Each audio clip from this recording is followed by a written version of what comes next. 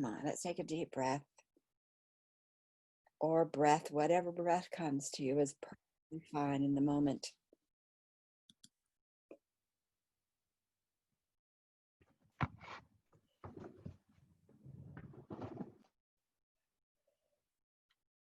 And as we breathe,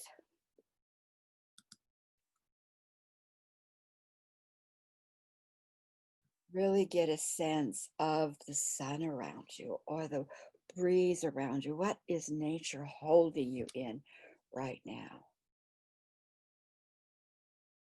Sometimes in these days, nature is what's my stability. Go down to the beach, the water, the waves, the stones, they're there. Stand in the trees are there, they're not moving. Their vibrations hold me.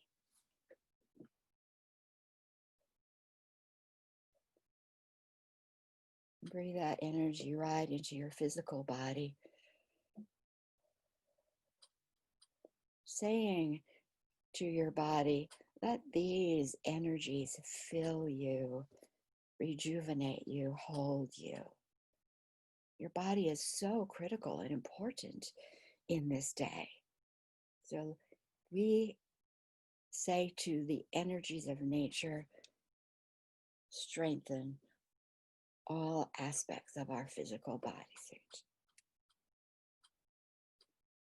Bless it and calm it, because we're participating together and it doesn't have to carry the load.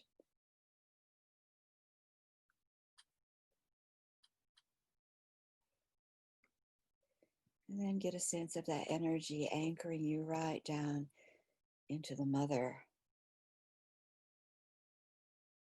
Feeling her arms enfolding you, the roots of all those amazing groups and circles of sisters of which you're a part, that they are holding us to. And we can sway in the breeze. We can put our eyes and face up to the sun and receive more. We are truly, truly prepared and blessed for walking these days. So we meet here in the sacred ground of sovereignty, within the energy protocol of the guardian circle, holding us, healing us, filling us with good and love. We are here together with that intention, and so it is.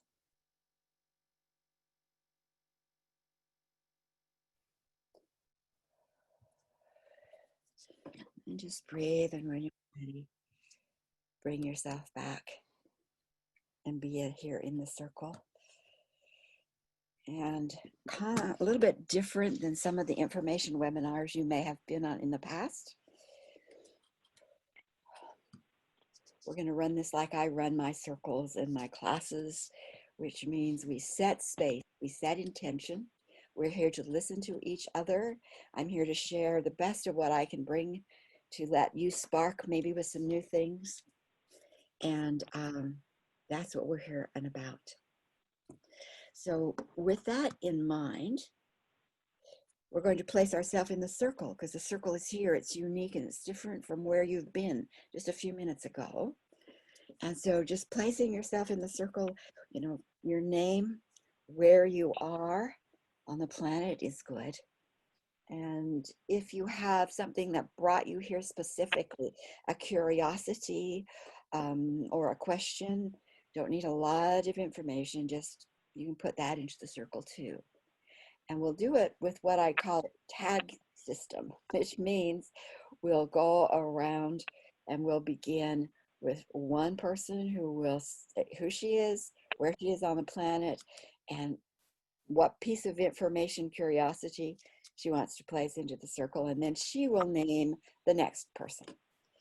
And we'll do that until we're all in the circle. So we'll start with Linda, and you'll have to, most of you will have to unmute yourself. I cannot do it from my dashboard. So Linda. So I'm Linda Savage, and I live in the San Diego area, California.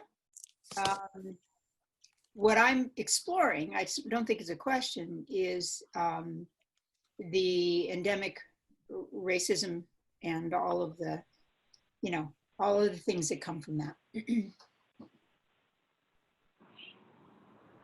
Oh, Emma, just going across. Hello, everyone. I'm Emma, and I'm in Northwest Massachusetts, in Williamstown. I am here because I am curious to see what Sharon's newest offering is. And I'm not sure who's here on the phone, 408 area code. Oh, I was going to tag whoever that was. You can, yeah, there you go. Okay, so you can, yeah, we're the phone caller 408. My name is Laura Lewis. I'm in the San Francisco Bay Area, and I'm here just general curiosity. Thank you, Laura. And because you can't see other people on the call, I'm just going to call on Evie for you. Is that okay? Yeah. Thank you. Glad you're here. Thank you. Hi, I'm Evie and Anna Cordes. I really appreciated the kind of your gathering around focusing on the body, because that's what I'm really finding myself needing to do. And I know about game plans from your work before, and I think it's very useful tool for us. And I will pass this on to Susan. Hello, I'm Susan Treese. I'm here in the Midwest in the state of Illinois, very small town in Byron. And I'm here because just learning from Sharon is absolutely amazing. And I cannot wait to see what unfolds today. And I will tag Catherine. I'm Catherine, and I live in the Puget Sound area in Bonnie Lake. It's halfway between Seattle and Olympia. And I'm here because I'm curious in what's being channeled and unfolding through Sharon from the other side. Risa, I'm going to tag you.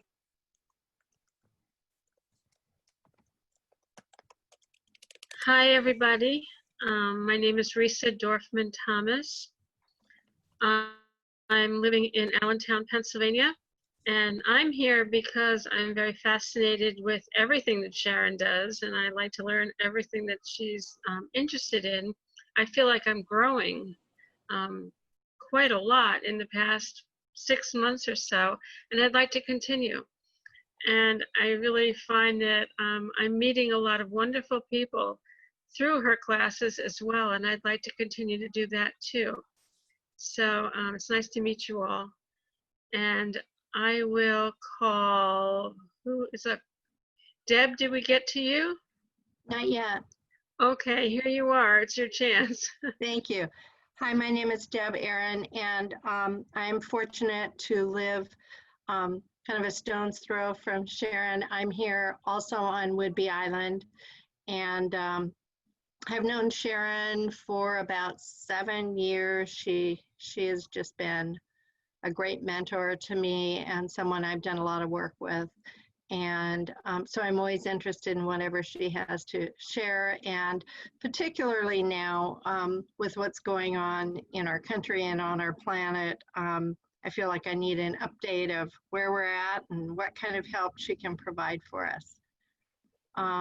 So who else hasn't talked? Kamal, have you talked? I'll take you. Hi, thank you, Deb. And I'm delighted to be here. And I have known Sharon for some time, and I just met her a few minutes ago, also at another meeting, and I'm feeling like a child. I don't have anything else to say right now. I don't know what space is opening up. I'm just feeling excited, innocent, and curious.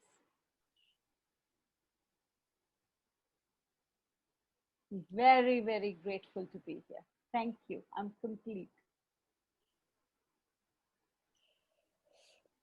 Who would you like to tag, Koma? Can you see them?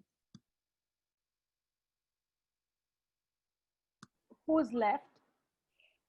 I think Catherine's left. Catherine, you're... Okay, Catherine. I tag you, Catherine. Oh, I went. Is there anybody Oh. else? I think we've got everybody then. Okay, good.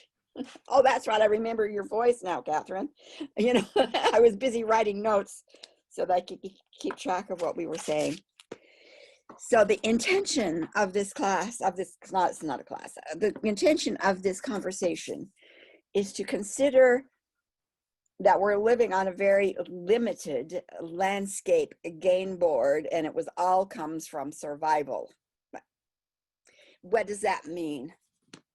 You know, we're in a time where we see a lot of quote unquote problems out there in the world. And I agree with Einstein when he says you can't solve problems that came from this storyline with the same storyline. And we all go, yeah, that's right, that's right. But what in the heck does it mean? How do we change the consciousness? We change the storyline. We can make something up true, and we do in our own life. But I felt it was really time for me to be more vocal, if you will, and here we are as women. How do we use our voices? To be more vocal and more succinct and more clear about my journey with the spiritual guides I call the Ancient Ones, who said to me, if you want to get to the cause in order to stop human cycling in pain, we will have to tell you what you've lost, because it's lost. It's not even on the planet. I'm going to tell you a story first of all, and I don't think I've shared. I share some common stories. So I was thinking of what I could share that I don't think I've shared before.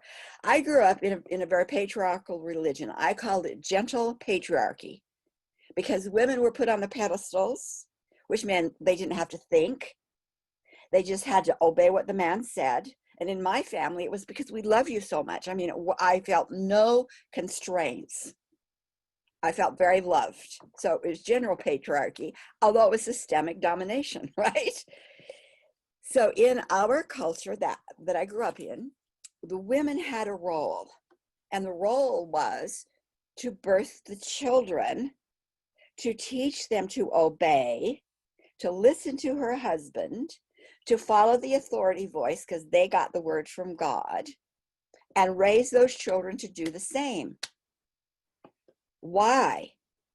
Well, so that you could be counted worthy to be with your husband after death, where he then would be the God of many worlds, and he would have to populate those worlds with you and probably other wives, because polygamy was definitely part of the culture in other worlds, right?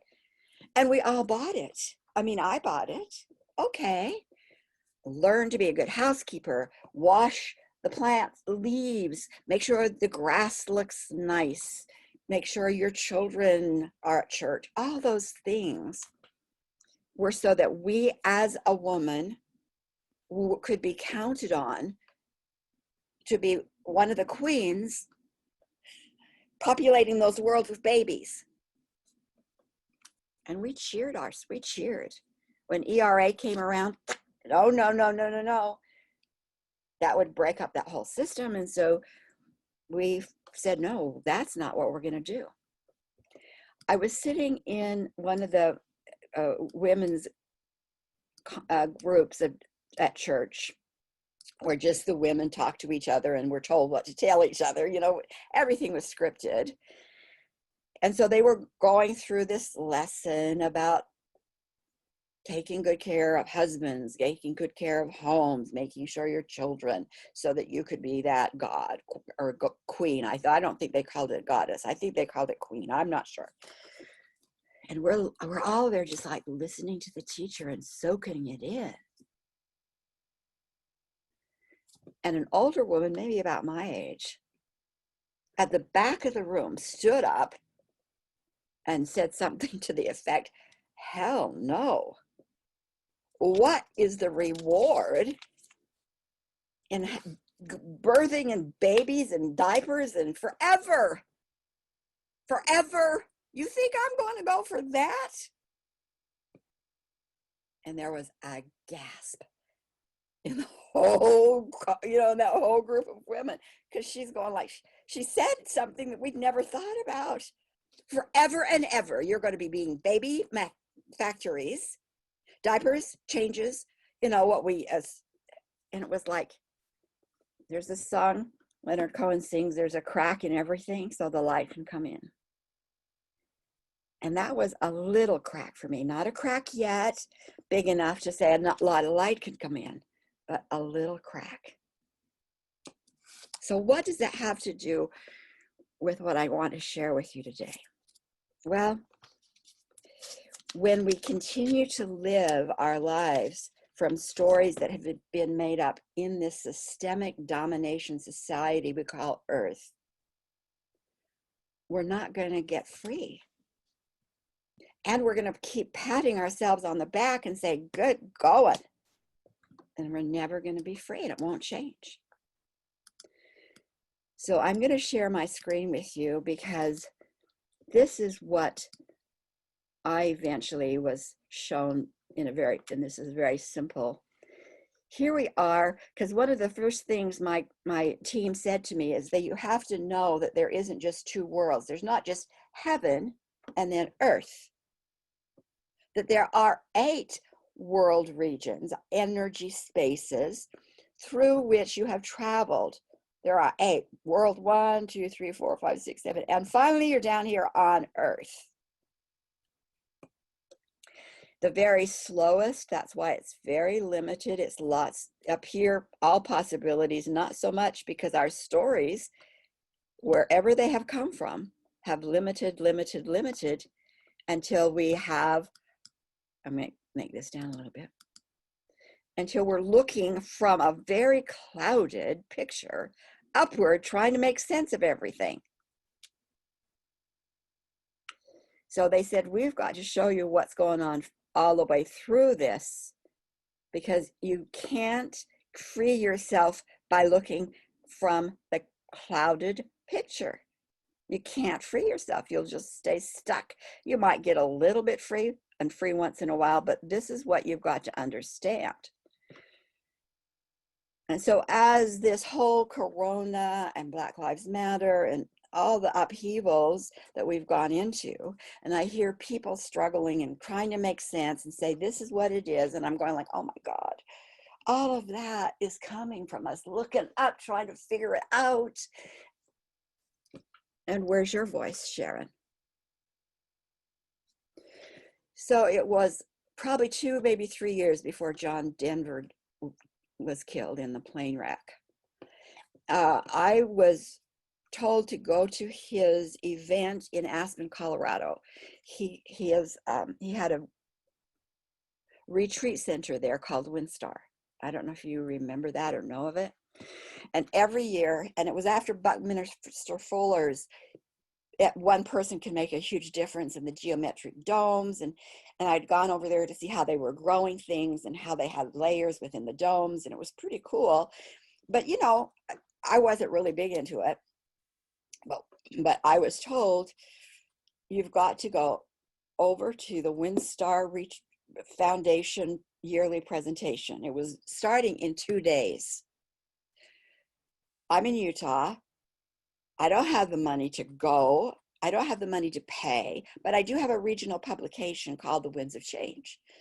So I said, okay. I said, what do I do? And they said, call their office, tell them about your publication, and ask if you can get a visit, a press pass. okay, I did. And they said, of course you can have a press pass. Come on over. So now I could get into the event. Why was I going? I wasn't sure why I was going, except Spirit said, go. So I get in my car, pack my stuff, go over. It's about, maybe, I don't know, maybe a 4-hour drive, 5-hour drive. I don't remember. But I get there, and I think it's like Friday afternoon, or maybe even Saturday afternoon, and they were going to have a big event that evening. I get there, and I check in, get my press pass. Welcome, glad you're here. And by the way, we're having a press conference with John Denver, in 2 hours over at this tent. So I go like, okay, I've got my press pass. I guess I'll go to the press conference. So I go on over to the press conference, and I wait and I wait. Everybody else is waiting and waiting and waiting.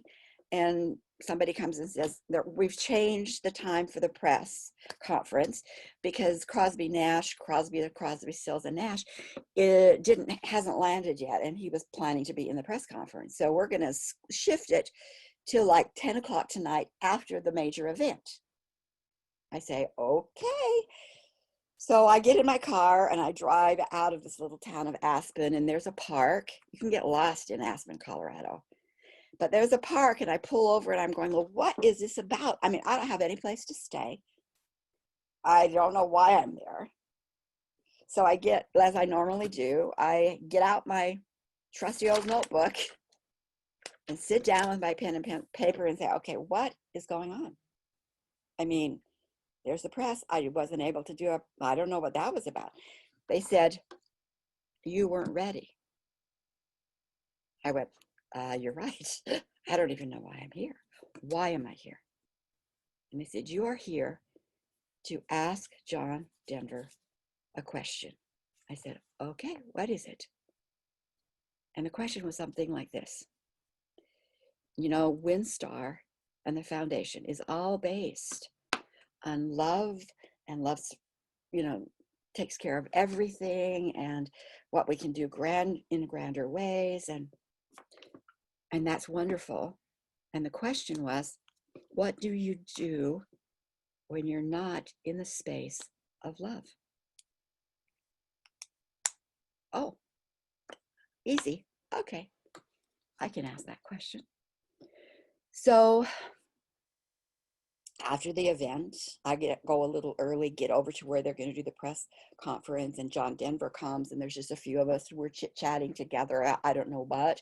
He's a happy guy. He's just done a presentation that was major over at the camp, at the event. And so then, okay, we got everybody here. Press conference. I'm on the front row. John's right there behind a table, ready to take questions. So he said, okay, we're ready to start. Media's going. And he said, who has a question? And I go like, I do. So he calls on me. Told him who I am, what I represent, and I asked him the question. Love, and what do you do when there isn't love present? It was like he'd been slapped at the side of the face. It was like, for an instant, I think if he could have, I think he would have punched me in the nose. I mean, there was that, how that flicker in the eye? Really angry. And then brought himself back and answered the question. So I'm finished. I'm getting in my car. A friend, someone I just met, a woman says, where are you going to stay? I said, well, I haven't planned to stay anywhere. She said, you can come stay with me. And I said, I think I'm finished. I'm going home. I'm going on home. So I drove out of town until I found a motel, and the motels weren't very close. So I get to a motel feeling pretty nice. And I walk into the motel, and I get my bags in, and I check in, sit on the bed, and then I hear my guide say, what are you doing? What? You mean I just did what? Yes, you did. It's like, you asked John what he was doing, like you pointed a finger at him. What are you doing in the bigger expansion of your mission? I said, yeah. And they said, what are you doing? Where's your voice? How active are you in what you've been shown? And I had time to contemplate that and then write John Denver a letter to say, you know, what it is not me too. But we all have, you know, things that we are called to contribute. And how well do we contribute? Sometimes really fully and sometimes not, you know? And I'm also needing to look at how well I'm using my voice for what I'm here to do. I later learned that that was a major, major upheaval time for him because he was struggling with a wife that was not so great and a child that was there. And it was a very difficult. So whatever it was for him was for him, but what it was for me. And I'm at that point again that says, where's my voice? Where is my voice?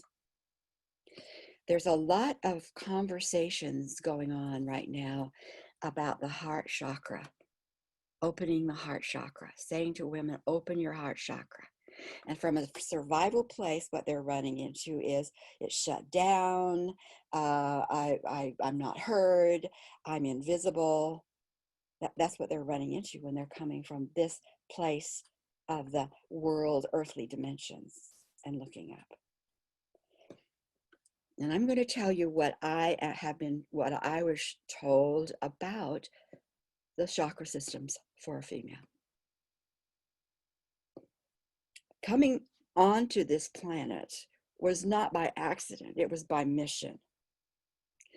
And in that mission, we are spiritual beings in groups, group consciousness, very fast frequencies, and we're going to come down onto this planet that's very physical, and we needed it matter form. We needed that too.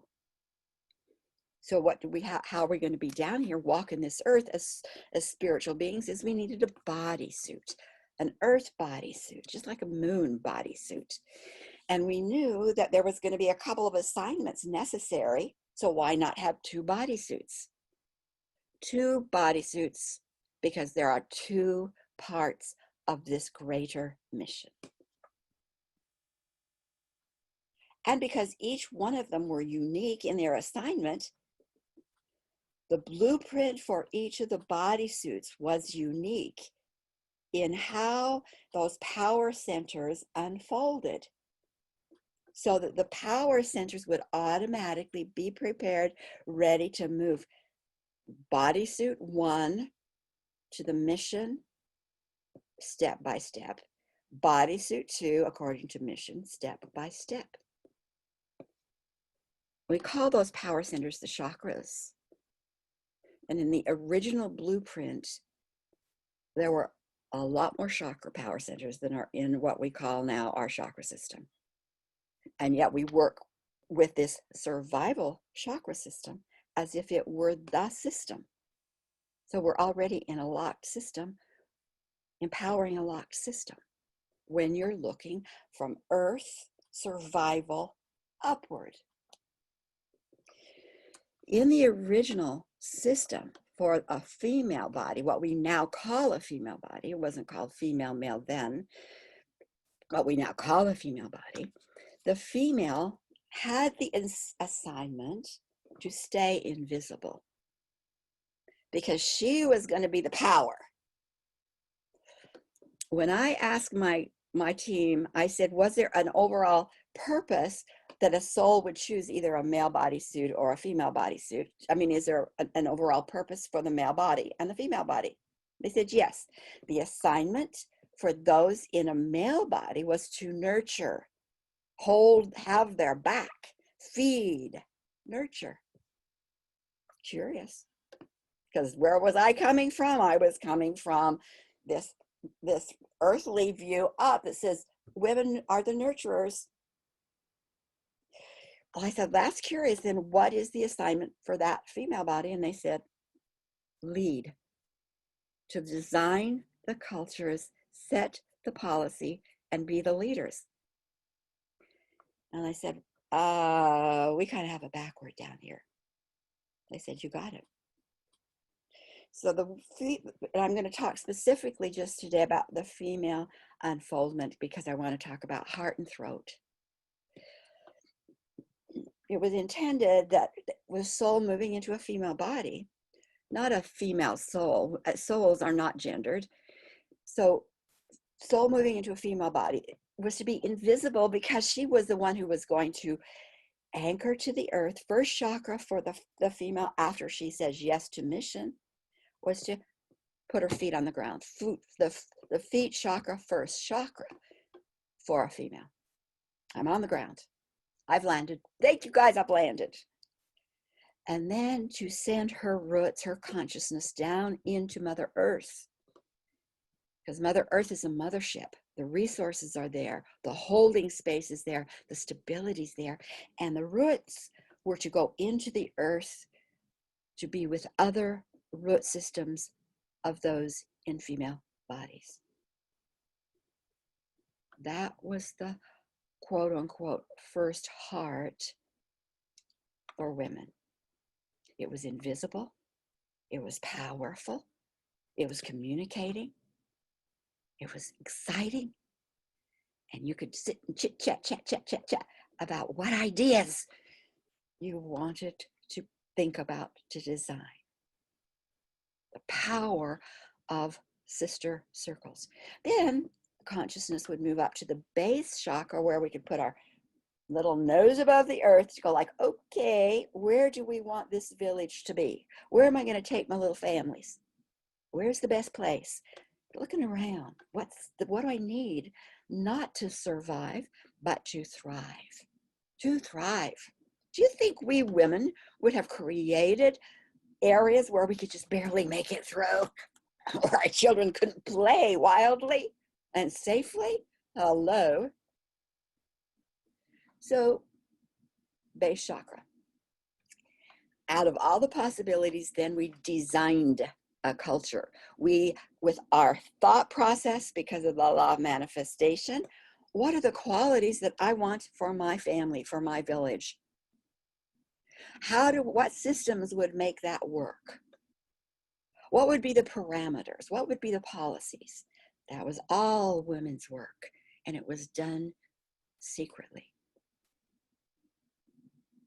And as they did the design, then they could move to the creative chakra, which was all about creating a culture, not about babies.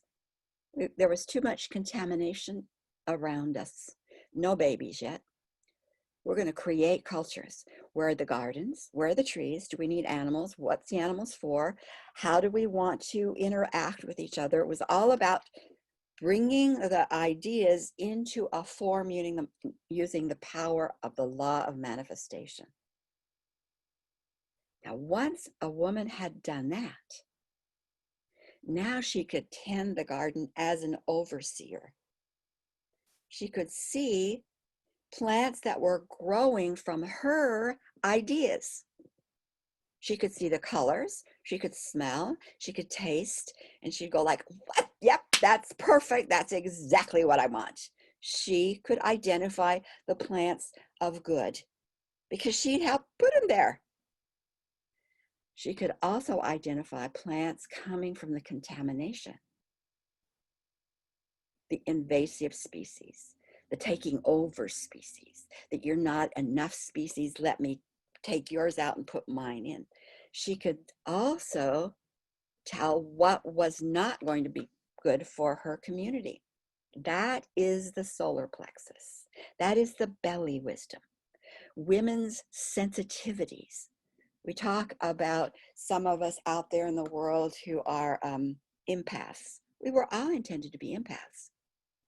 We just didn't know how. We have lost how to, why. So we've been told that you're too sensitive.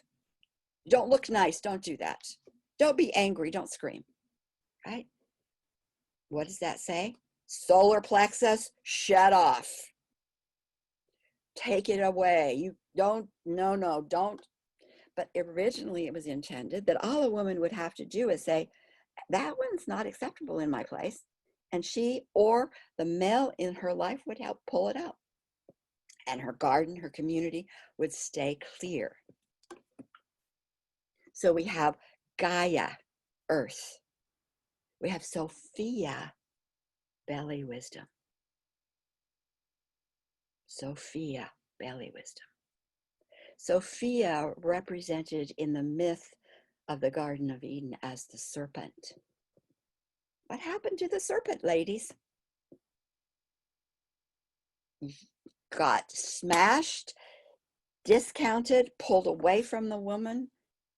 The belly wisdom. I mean, that's exactly what happened, because as soon as those who had contaminated seeds of domination, systemic domination, it was here before we were, it's been around forever.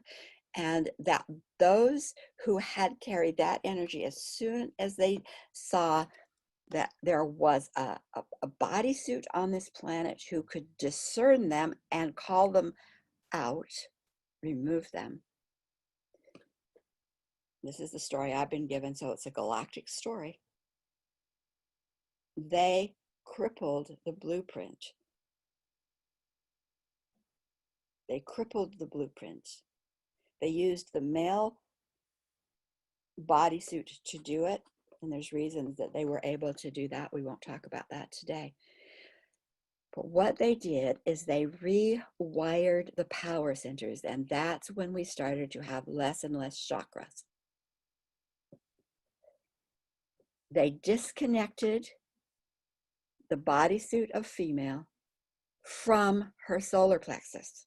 They unplugged it. They unplugged it. You hear it in the Garden of Eden story that says, you cannot know good and evil exist. You cannot know. Only us who are the gods, who own everything, who are the authors of systemic domination, we're the only ones who can know that. So they unplugged the power center from the female body. They unplugged the guidance center for the male, which is the heart. They unplugged it, wired into his gonads, wired us directly into the heart to say, basically, you serve without discernment. You serve without discernment, because you cannot name that which constricts you as constricting. You cannot name that which destroys your children as a destroyer of children. You cannot name it. You serve. In the domestic violence community, the research that's been done by Sandra Brown identified the major characteristic for women who do not get out of who stay cycling in it. They give their loyalty without vetting. They make connections without any discernment, and they call them super traits. It's a super trait of loyalty. But what it is loyalty without discernment. The heart is controlled because there is no solar plexus to discern. So in our day and time, we've been taking back and restoring Sophia to her place of discernment. Because when that solar plexus is connected to Gaia, and the woman has had the experience of working with the earth, having a dream, manifesting it, and calling and eliminating what's not good for her, and continuing to expand in what is good for her, she's got these two power centers, Gaia, Sophia, and it was designed that the heart, above ground, if you will, would open automatically, because the safeguard of Sophia. So women being told to open their heart,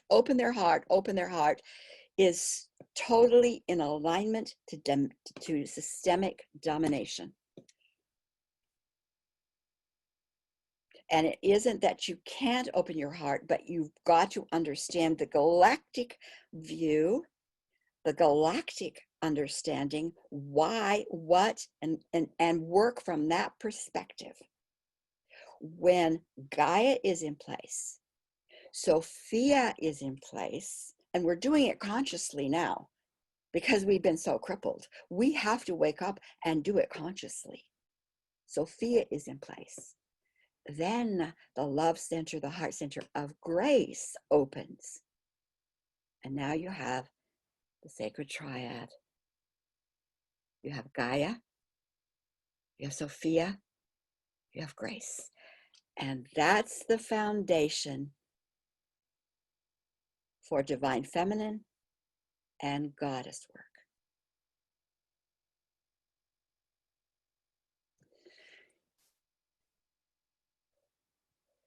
You know, I have been giving bits and pieces of this over the last, say, 20 years. And so the reason I'm having these conversations is because I want to see who wants to play with me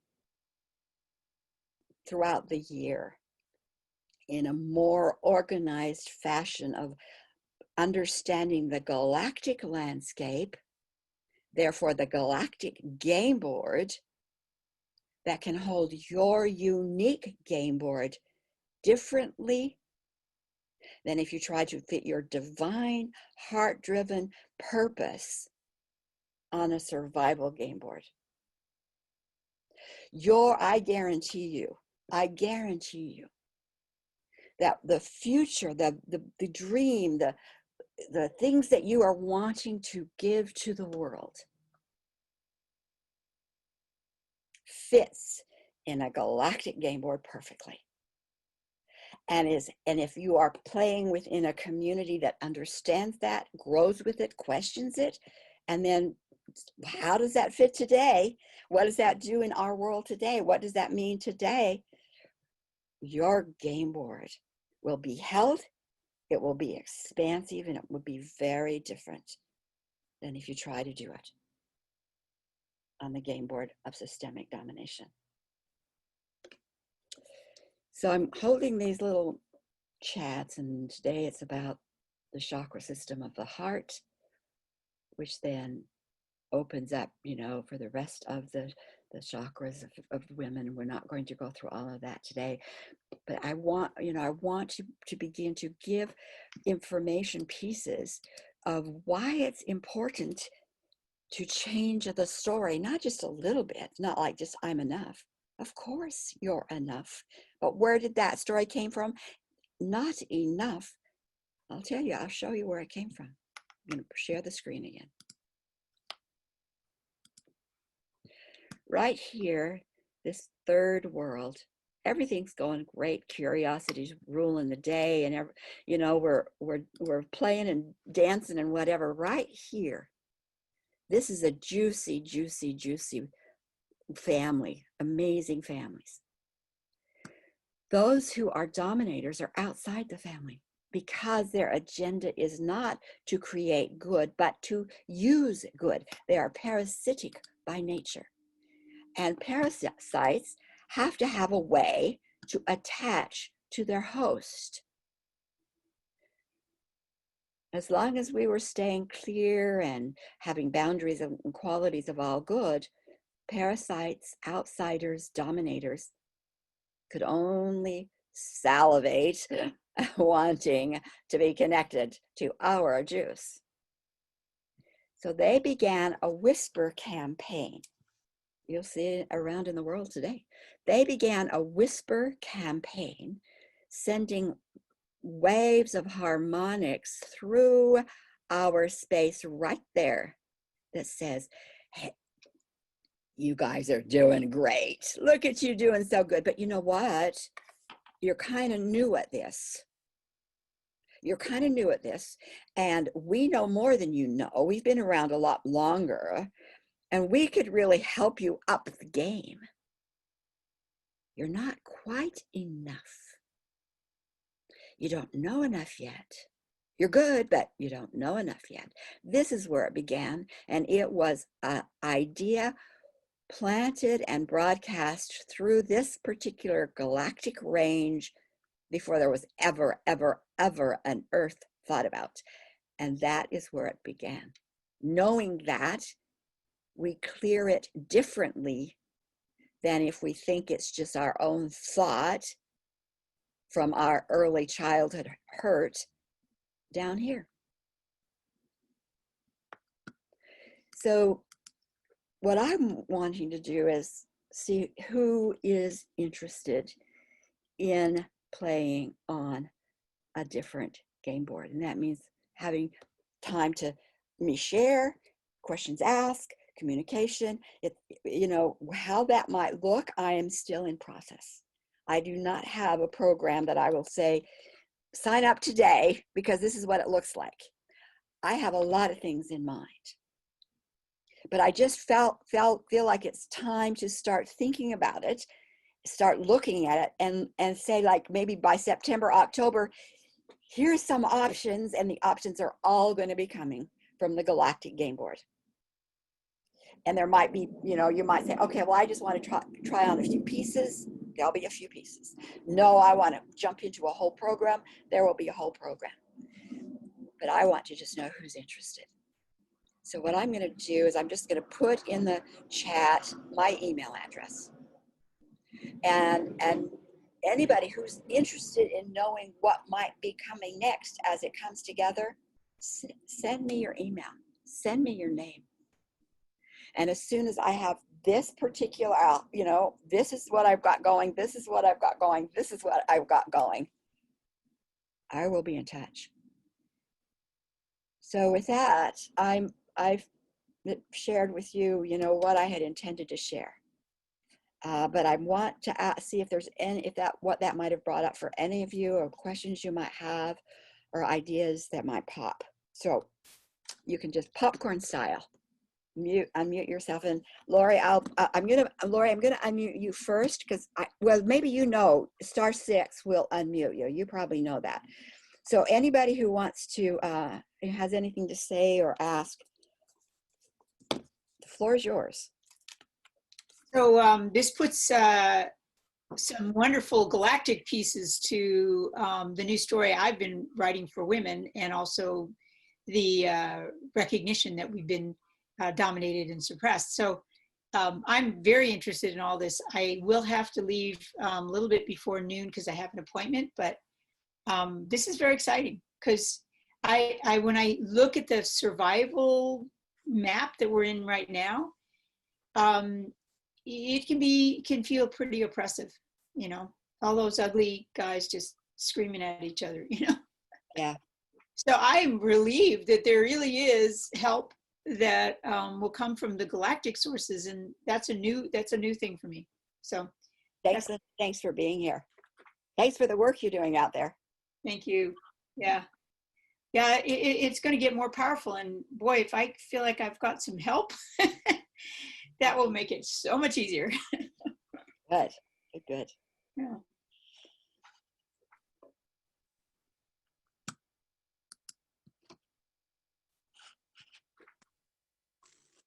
I love the refresher, Sharon, and I'm not in survival. I always look for ways to enhance the work that I'm doing already. And it's good to have the Galactic and the circle support always. So thank you. Effie's one of the few that I've ever taught pretty much the whole picture with. I think there's about 10 ever.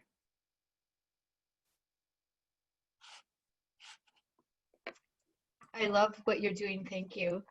And it's very comforting and reassuring to know that there's a way to tap into the galactic consciousness and be part of the larger transformation, so that you don't feel so alone. And I think there's great comfort knowing that there's other women who are as motivated and directed in their own unique way, and to know that we could come together as a group to learn from each other, to support each other, and to be really grounded in the Gaia and in this Trinity that you're talking about. So thank you, Sharon. Thank you, Catherine. Yeah. I'm doing some consulting work, and I'm in a unique spot right now. Uh-huh. I'm working on a diversity and inclusion program in Microsoft, which has huge, tremendous potential in the world.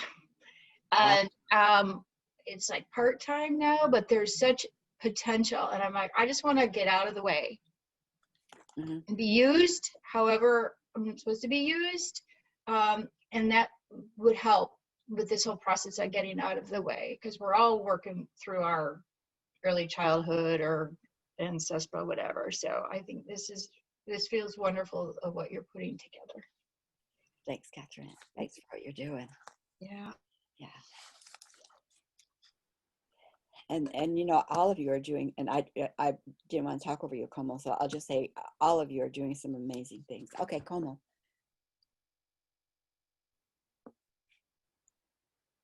So I felt this instant knowing inside me that I was in the right place today, right now, over here, when you spoke of Sophia, Gaia together leading to grace.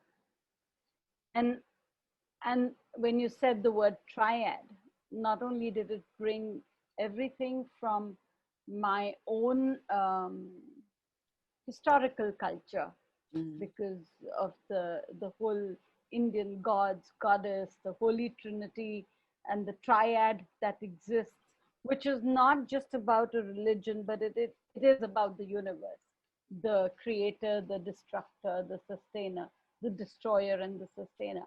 But this, which is about thriving, this triad has so much meaning for me. And at the level of the work that I do, especially with the Enneagram, with the creative process, I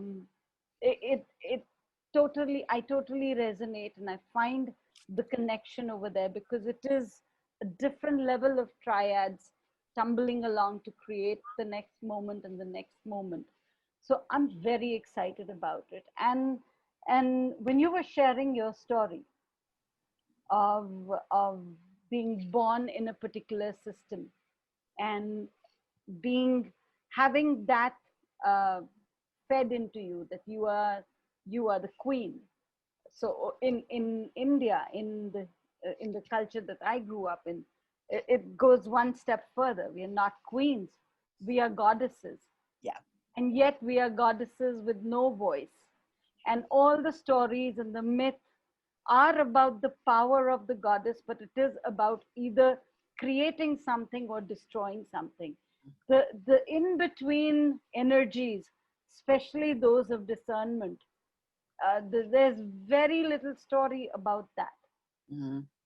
At least not that I've heard. Maybe there is. I don't want to discount the richness and the abundance of the history, but that's what I have grown up in. Yeah. And at every level, that has been my experience of myself over the years, when I started to understand myself, not from an outer space, but from a very practical space of first therapy, then learning and training, how I gave up my power of discernment. And for me, that is the warning bell, that when I start thinking, and this thing that you said of loyalty without discernment, for me, that's a warning bell for me, myself, as well as when I am supporting people, because that is my work as a therapist. And to know that there is more than just the story that I have grown up in or that I have trained in, to know that there is a story that's come from a different space. And it lives inside me, and it lives in all cultures, and it lives in the experience of these bodysuits. I am so thrilled to be here, to know that I I have this available to me through this group and through you. So thank you. Yes, yes, and yes. Thanks. You know, I had one client, I'm going to tell you, one client I had about 3 years ago, very pragmatic, highly educated writer, speaker, and she had all these physical things going on for her. And so I started to speak to her about these outsider type energies that have been parasitically attaching to us because we haven't had the discernment. But she had this huge inner story. Although she wasn't really spiritually focused, she had a huge story that says she knew she came from another planet and she was the queen of that planet, and it was her presence that made it possible for that planet to survive and live. And it was like she was set in stone in that she had to do her life the way she was doing it because she was the queen of that planet. So I did some what I call soul integration with her, just to let her move back in time in her own way to see where that began. And she just broke down. She said, I'm not the queen. They are feeding off my energy. I am the slave. It was, I've never, ever experienced it through someone else like that before. Yeah. Wow. So I'm going to do a couple more of these. And it's not that you have to be on the call, you know, each time, but I'm going to take other issues and kind of go through them in a similar fashion of, this is what it looks like from our perspective from Earth, and this is what it looks like from a galactic. So I'm going to do another one on the 6th at 2 p.m. And I'm doing it because women in other parts of the world, 6 o'clock, or on the 6th at 2, and on the 9th at 6. And it might be that, you know, I want to hear from where women are, what's the response, and let that gestate so that I can say, this is what, this is what, and this is what. So thank you so much for being here. We have just a couple of minutes left. Is there someone else that wants to say something? Put in the circle. Yeah.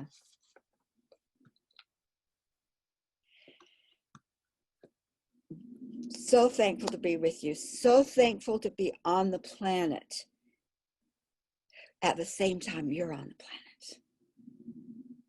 So it doesn't matter where we bump shoulders again. We are holding hands. We are rooted together in Gaia. We are holding each other with Sophia. And we are going to be excited to see where grace takes us. Guaranteed. So, love you all. Much love. Bye.